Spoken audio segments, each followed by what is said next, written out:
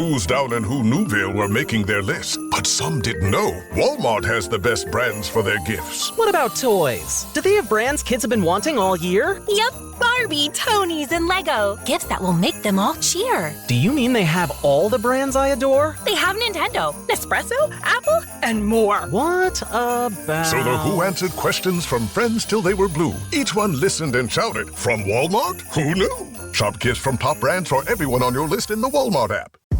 Big news. Sephora is now on Uber Eats. So if you find yourself facing a beauty emergency, like needing a last-minute gift, or you're just out of your favorite mascara, again, don't panic. We got you. Order now and get $10 off on Sephora orders of $50 or more on the Uber Eats app. Order now. Offer ends October 30th. One order per customer.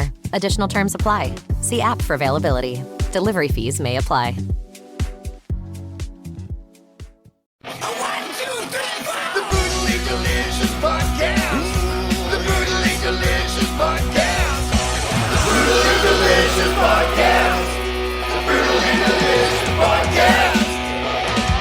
What's rockin', everybody? This is Richard R.J. Seib with Brutally Delicious, and today I have a very stimulating album to review. Today's album is Mellodeath by the band of the same name, Sarah Niedorf and bassist Isabel Merton. They're a nightmare jazz duo who released their debut EP back in 2018. This self-titled album is Mellodeath's most anticipated because of the plethora of guest musicians adding synths, trombone, theremin, and more to their tracks, making this album unique compared to the rest of their discography. As described by them, this new album will send listeners through a ghost surf cyclone, a haunted hayride, and a hypnotic groove perfect for a clown's funeral. But did this album rise above the rest, or is it dead on arrival? Starting off with this record, I will add that this is an entirely instrumental album. I think the description of a ghost surf cyclone describes a lot of the tracks on this record. While I do hear the jazz influences, surf rock is really what comes to mind when listening to the record. Demon Slither, Adamlos, and Omacor stood out as the tracks that most fit that description. The bass leads the songs on these tracks while the drums keep the tempo up, making these songs a great fit for your next boat outing. One song that is 100% not for the ocean is Wormit. Halfway through, the aforementioned theremin comes in. It makes the song feel like a trippy psychedelic journey in the middle of this surf rock experience. It caught me off guard on my first listen, but in the best way possible. The song makes you feel like you're on the cusp of discovering a secret behind a sci-fi conspiracy, and I think I really enjoyed it. But as always, I have to talk about my favorite song. This time around, it was 1772. Coming in at a total of 5 minutes and 13 seconds, it's the longest song on the album. 1772 is the darkest sounding of the tracks and gives a vibe like no other. The nightmare jazz really shines here, and it makes sense why Mellodeath released this as one of their primary singles for the record. I like how the drums, bass, and synths are all off time with one another. It makes you feel uneasy and off balance. It's a really unique technique to get the point across, and I commend the band for their great work on this song. A quarter through the track, the drums and guitar come blasting in, and the energy goes from 0 all the way to 100, and it all comes together nicely. It's the kind of song that makes you pop your head up and go,